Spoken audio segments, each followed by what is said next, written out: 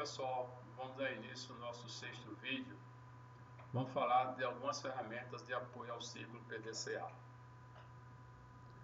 Folha de verificação.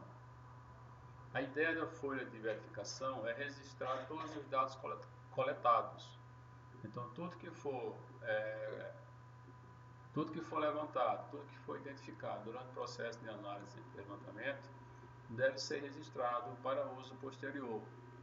E aí essa folha, essas anotações recebe o nome de folha de verificação. O diagrama de Pareto é conhecido também como diagrama 80-20. Então o Pareto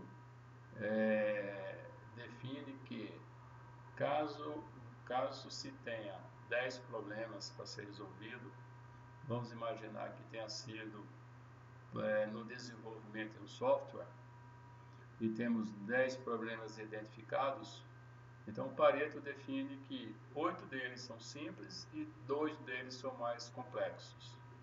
E aí esses 8 simples são resolvidos com 20% de esforço. E esses 2 mais complexos são resolvidos com 80% do esforço. Então por isso que é chamado de diagrama 80-20. O histograma.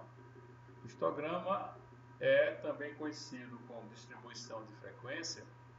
É quando você tem histórico de dados de levantamento do processo. Você faz o diagrama de barras, e em cima desse diagrama você pode ter alguma estatística, simples para você entender melhor esses dados. Como também pode ter uma função matemática associada com esse diagrama, etc. Então, o histograma é quando você tem dados históricos com relação ao funcionamento do processo.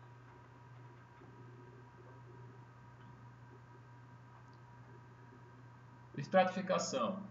Então, a ideia da estratificação é dividir em grupos menores para que fique mais fácil a investigação. Então, você tem algo grande, a ideia é que se simplifique, se divida para se ter um melhor entendimento.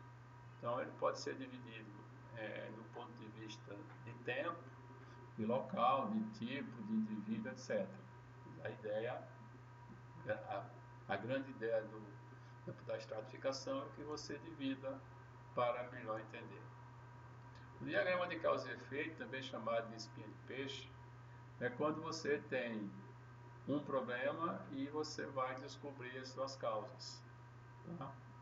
Então, nesse exemplo, você tem um restaurante que está oferecendo uma comida de má qualidade para seus colaboradores, e aí você tem uma série de causas, e aí essas causas você vai elencando conforme consta aí no slide. Uma outra ferramenta é o 5W2H.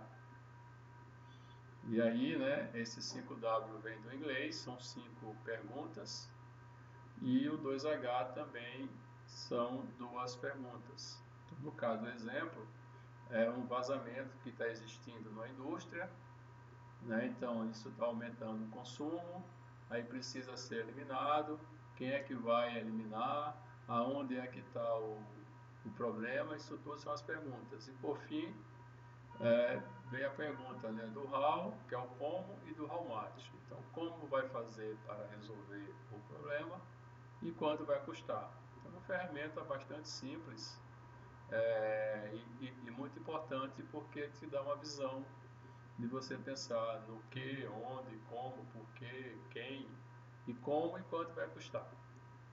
Esse outro exemplo aí eu vou passar muito rápido, mas é uma viagem de férias. E aí o cara está escolhendo a viagem, para onde eu vou, fazer o quê, como é que eu vou, para onde eu vou, qual vai ser o período. E depois o mais importante, como eu vou fazer a viagem e quanto vai custar. A ferramenta CIPOC é uma ferramenta muito importante para a discussão do processo, porque ela gera um consenso. A ideia é que você gere um consenso entre as pessoas que estão participando da discussão. Aí você vai, o CIPOC são abreviações de 5 palavras em inglês, que estão na tela. Então o S é de fornecedores. Então você vai descobrir quem são os fornecedores de insumos para o processo, para as entradas, os inputs, né, quais são os materiais para executar o processo propriamente dito, né, quais são as etapas, quais são as atividades, né, para que o processo seja executado, seja transformado, quais são as saídas que você tem do processo e quem é o cliente do processo, ou seja, quem é o destinatário, quem é que vai receber as saídas do processo. Então a importância do CIPOC porque gera um consenso entre os participantes. Algumas ferramentas para levantamento de processo, né? As informações podem ser levantadas como? A forma mais comum de se levantar informações ou dados, né? Mais especificamente informação, é a entrevista. A entrevista, né, é uma conversa que deve ser preparada, né? Deve ser organizada pelo entrevistador, tá certo? É muito importante que se tenha autorização hierárquica, né, para conversar com as pessoas.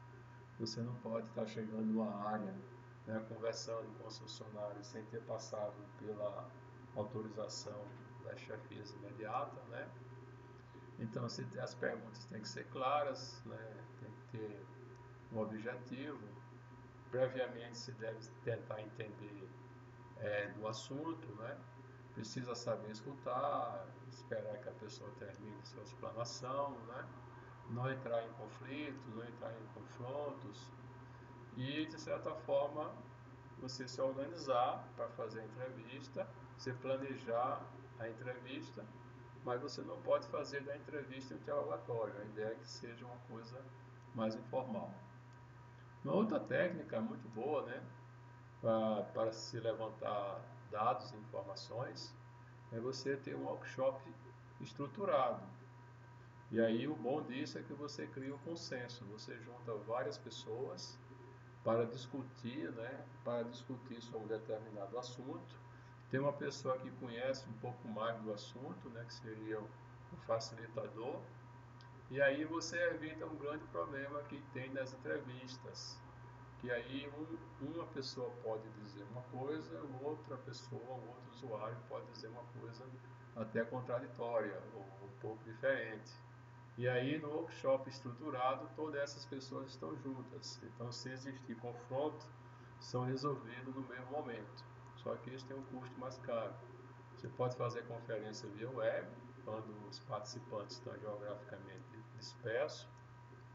Pesquisa, você vai pesquisar os dados, vai buscar toda a quantidade de informações que esteja disponível na organização, né? Então, quanto mais documento, melhor para você trabalhar.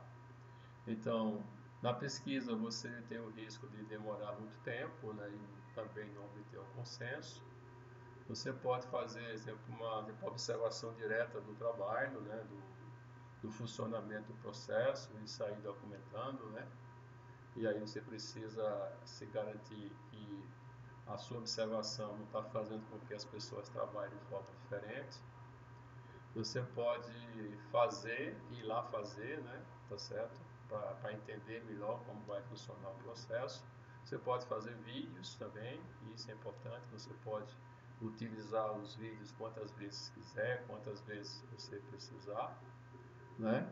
E depois facilita também. Você tem um vídeo, você pode rever várias vezes, entender e facilitar explicações posteriores. E você pode também fazer simulação de atividades, principalmente quando os processos são novos ou são processos em desenvolvimento ainda. Então, você simular o funcionamento de um processo é algo bastante relevante e bastante salutar, importante, não é? E aí, escopo de análise de processo será objeto do nosso próximo vídeo.